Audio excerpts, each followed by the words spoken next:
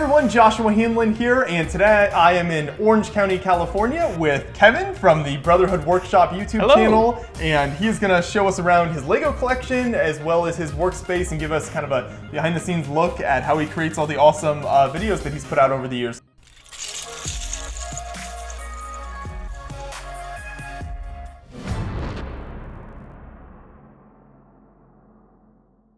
I just moved into this house in January, so it's a different workspace than I've had before. So up on the top of the shelf, this was supposed to be like the pristine area where I keep all the really nice looking stuff. Hasn't necessarily worked out that way because I always walk in and be like, oh, well, I need some of these blue water pieces off Ninjago City, or oh, I need like some of the tan bricks off of Hogwarts. So as you can see, creativity just has a habit of destroying order sometimes. At this point, it's just a convenient place to grab a piece as you walk by. And you know, these are the things that one day I will put this back to 100% how it was. Everything else is hiding because it's in just different levels of disrepair. But yeah, this is the space I'm supposed to be showing off cool stuff. But you know, practicality trumps, what would you call it? Look, I guess. There you go, yeah. And you've got some great sets in here. You've got a number of the modular sets, the Ninjago City. Do you have a favorite build out of kind of this stuff you have displayed right here? Out of the stuff I have displayed right here, one of my favorite products ever is the Diagon Alley, which is not completely in repair at the moment. But it's somewhat of what place it served in my life.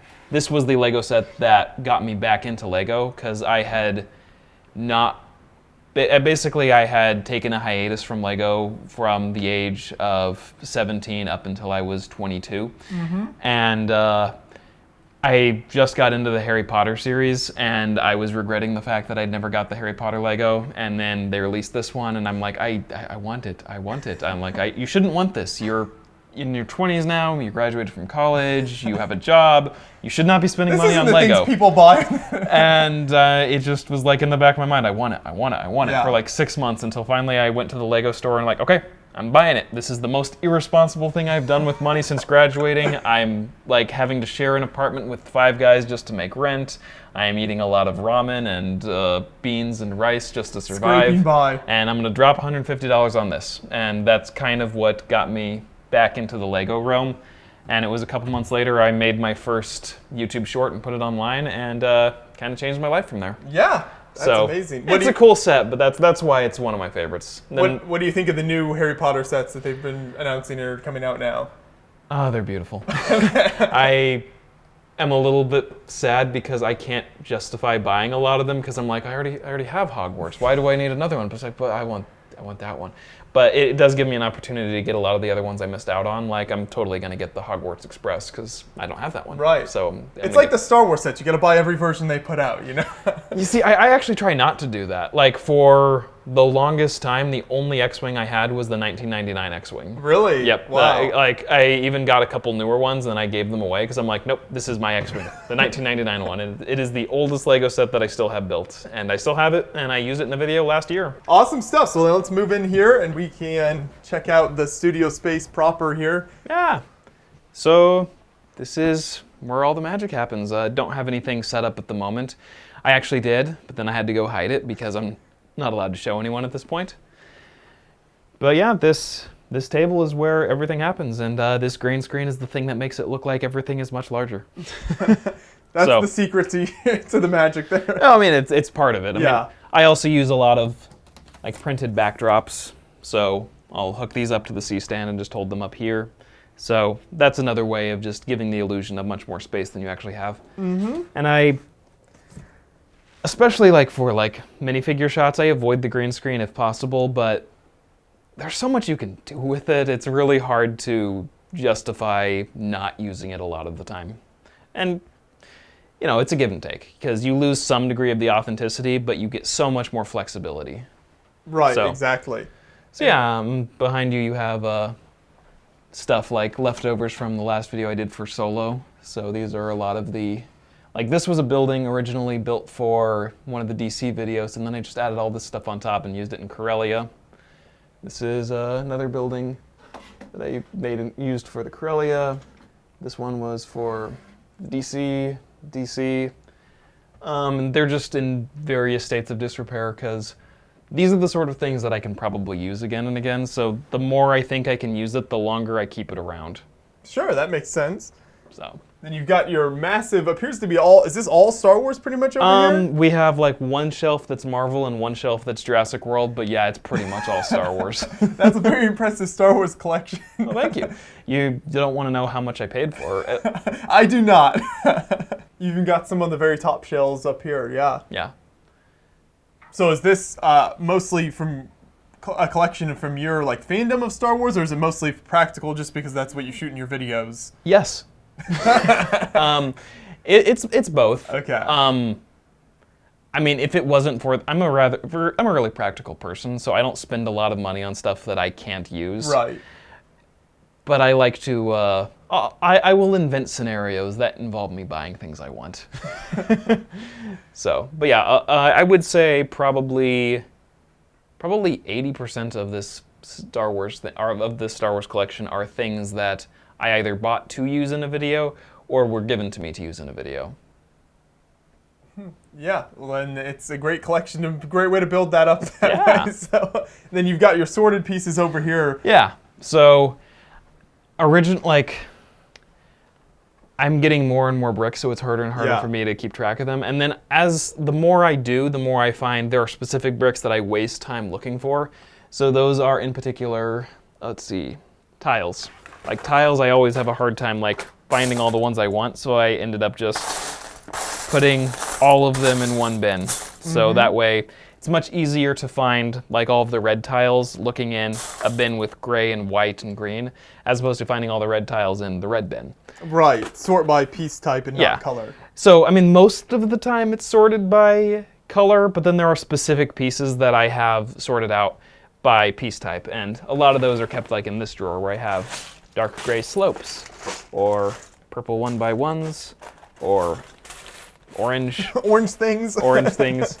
Yeah, these were actually I did a Lego Star Wars video where at the end, orange studs get spilled all over the city, and so this was leftovers from that.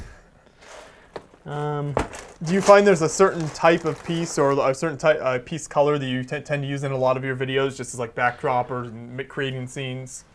Dark gray, light gray, black. Yeah. Like especially like I always end up running out of black slopes, or not black slopes, black tile pieces, because for a lot of like Star Wars things, for like the interior of the Death Star or an Imperial Star Destroyer, you end up just using a lot of black tile pieces. Right. And you're like, oh, I'm out. Okay, I may have to bricklink some of these, but yeah, all of them are currently used on a set that's hiding somewhere. We'll see them in a video soon. Yes, exactly. Yeah. So then with this setup here exactly, if you want to take us through a little more like detail, like how exactly do you operate when you've got a build set up here and you're shooting it? Well, let's just let's set up some dinosaurs here. So if I'm wanting to animate these two dinosaurs, I mean clearly this isn't really how the background will look. I will generally use these two LED panels to fill out the set and especially get a lot of light on the green screen. So, and then I will also fold down all that aluminum foil you see there to block out all the natural light. I should probably actually buy some blackout curtains or something, but I don't generally wait around to solve a problem. I just, oh, the light is causing a problem. Tape up foil. We have foil. And then I'm like, I don't need to buy anything. I already have it solved. So, yeah, it looks really ghetto, especially like at night. Like my wife and I will take a walk and we'll look and like, what the? Oh, right, that's foil. That's right, we tin-foiled our windows. Yeah. So usually I keep the blinds a little bit more closed so you can't tell. So then I'll probably set up this as some sort of a kicker to just separate them from the background a little. Just a little bit on both sides, and that'll fill it out nicely. Then, if I feel like I need a little bit more light, I'll probably come down here and use this just to get the main focus a little better. And so what I'll do is I will have DSLR is going to be hooked up to my laptop. It's really nice to have the live feed so that way I can see exactly what I'm doing without having to lean over. So, and then if I was to just say I want to animate this right here, well, they're going to move around too much. So that's what I keep the black clay around for, which will go into their feet and never completely come out, but whatever. No one sees the feet. So I will use that to secure them, so that way they're not just going to fall over and I can position them without them moving. There you okay. So has that clay been pretty much a mainstay of your videos for a long time? Have you found that just works really well for keeping things from moving around? Well, when I basically did Lego animation from the age 11 till I was 15, and then I was too old for Lego. So I started doing claymation.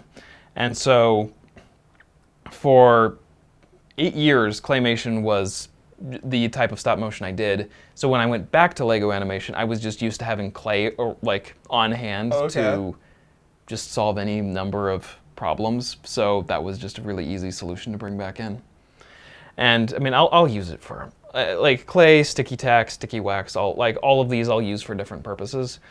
So there are times like I'm building out a set and I realize, okay, I need some detailing here, and I could take it apart and then create some studs on the side. Right, and some elaborate building technique. Or I can just take some sticky wax and just stick the piece onto the side and like, no, there we go. Right, it works. Now they know.